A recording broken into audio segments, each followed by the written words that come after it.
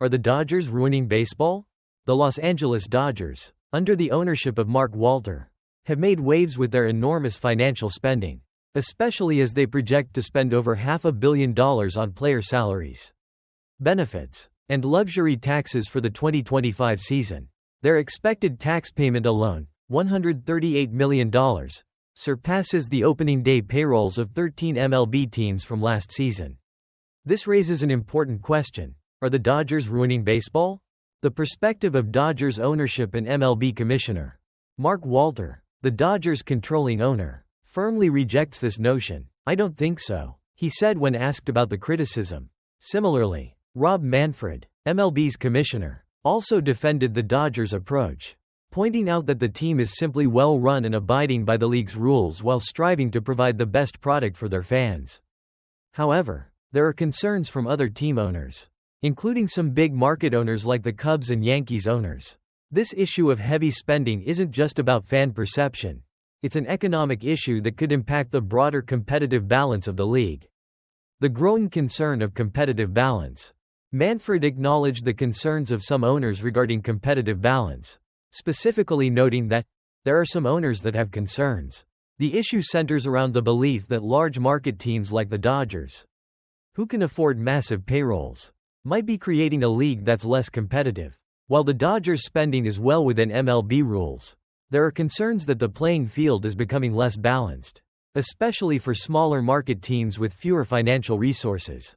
Manfred's comments suggest that there could be future efforts to address these disparities in the collective bargaining process, which is set to expire after the 2026 season. If the owners start to unify behind a belief that money dictates success, it could lead to a push for a salary cap, which could drastically change the dynamics of MLB. The Players' Union response. Tony Clark, the executive director of the Players' Union, disagrees with the idea of a salary cap. He argued that MLB has generated record revenue, and the Dodgers' spending should not be blamed for potential issues in competitive balance.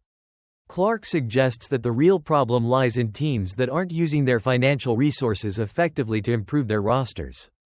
His point is that many teams across all markets are failing to invest in players, despite the league's increasing revenues, with more teams making the playoffs than ever before. Clark believes that more teams should be focused on trying to compete at the highest level. A potential solution? As the league considers these issues, one potential solution could be greater revenue sharing among teams. This could help address the financial disparity between large market and small market teams. However, whether this would significantly reduce the financial advantage that teams like the Dodgers hold is unclear. When asked whether a revenue-sharing solution might reduce the Dodgers' spending, Walter indicated that finding a balance that benefits everyone in the sport is still a work in progress. He added that the ultimate goal should be something that serves the best interests of all MLB teams. Looking ahead, the future of MLB's financial landscape. Despite the growing concerns and debates surrounding the Dodgers' spending, Walter remains confident that the team is not ruining baseball. He pointed to the Dodgers' success in attracting fans and increasing engagement as a sign that their approach is working. As for the future, the Dodgers have yet to win a World Series in 2025, even with their projected success. However, Walter's optimistic view is clear. The Dodgers' financial dominance doesn't spell the end for baseball but rather represents a period of growth and opportunity for the sport. Ultimately, this ongoing debate about payroll disparity will likely play a significant role in future collective bargaining discussions. And how MLB addresses these concerns will determine the direction of the sport moving forward. Hey, baseball fans, buckle up because we're diving into one of the most dramatic, nail-biting, and downright puzzling trends in Major League Baseball today. Yep, it's time to talk about the state of free agency. Alright, we've all been there, right? The dream scenario for any ballplayer is to get to free agency and cash in. After all those years of grueling seasons and sweat on the diamond, it's supposed to be the grand payday, right? But wait, what if it's not? What if even the top-tier guys, like Alex Bregman and Pete Alonso, can't get the massive deals they've been dreaming of? Yeah, we're talking about two-time World Series champs and 40-homer sluggers who can't get the bag they deserve. What does that mean for the rest of the free agent pool? Are the golden days of MLB free agency over? Stick around because we're going to unpack how we got here, why it's happening, and, spoiler alert, the MLB might be headed into a full-blown economic storm. Let's get into it. Before we start though, smash that subscribe button and let's dive in. A changing free agent landscape. What went wrong? Now let's rewind a bit. Free agency used to be the golden ticket for players. Think about it, 6 or 7 years with a team, grinding it out, and then boom, you hit free agency and suddenly, you're the hottest commodity on the market. Teams line up to sign you, ready to give you that big money deal.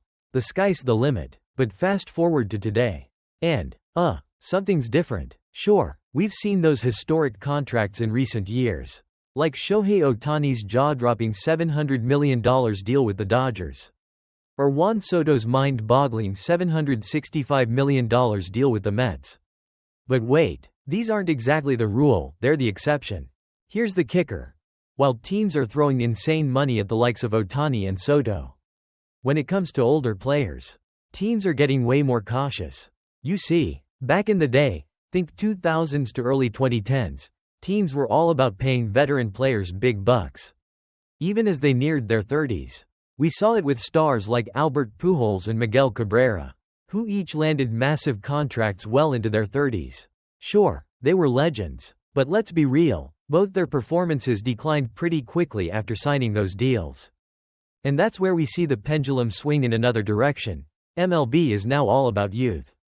Teams are betting on younger players and looking for bang for their buck. Enter a problem. Free agents in their late 20s to early 30s are starting to feel like yesterday's news. Think about Pete Alonso, one of the most fearsome sluggers in the game. He's still in his prime and yet, it took until the last minute for him to sign a deal with the Mets. And the deal he got? A 2-year, $54 million contract. That's nothing compared to what he and his super agent, Scott Boras, were hoping for. We're talking around $150 million. Now if that doesn't raise eyebrows, I don't know what will. Alex Bregman, a 2-time World Series champ with few options? Then, there's Alex Bregman, who is, by the numbers, still one of the top third basemen in the league. His defensive stats are still on point, and he's been a key piece in 2 World Series victories with the Houston Astros. But despite all that, here he is, still unsigned as teams are heading to spring training. Does that seem right? For players like Bregman, Alonso, and other free agents in their 30s, free agency should be the time to cash in. But instead, it feels like teams are more focused on player risk than ever. Why? Because of that dreaded decline phase we see all too often with older players. So, what happens? Big-name players like Alonso and Bregman are getting sidelined for contract talks. And other teams seem hesitant to even throw a lifeline their way. That's not a great sign for free agency as a whole. Mid-tier free agents left in the dust? And if 2 of the most productive players in the league can't get paid what they deserve, what does that mean for everyone else? Think about all those mid-tier and lower-tier free agents out there. The players who may not have the name recognition of Ohtani or Soto but are still solid contributors. Are they even going to get a fair deal anymore? Free agency was supposed to be the pathway to big paydays. But now it's starting to look like that's only true for a very select few. It's Ohtani, Soto, or bust. Sure, we're still seeing big-time deals for certain players. But they are the rarities. Most guys are left waiting around for that perfect opportunity to cash in. The impact on the MLB market. Will a salary cap become a reality?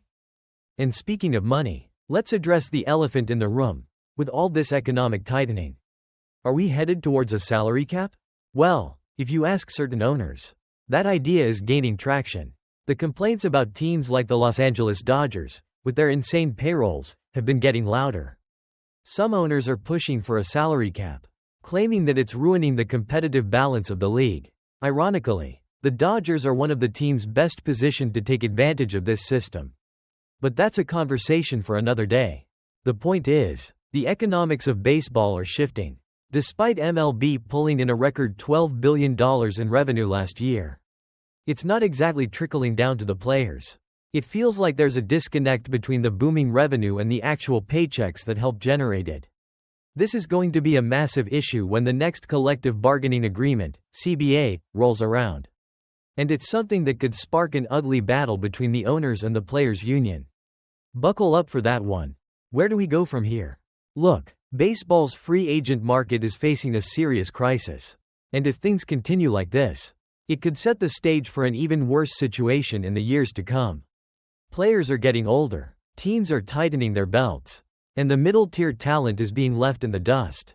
Something's gotta give, whether that's a salary cap or some other drastic measure. The next few seasons in MLB free agency could look very different, and not in a good way. Conclusion. So, what do you think? Are we witnessing the death of the traditional MLB free agent market? Is the system broken? And, more importantly, is the dream of that big payday gone for good? Let me know.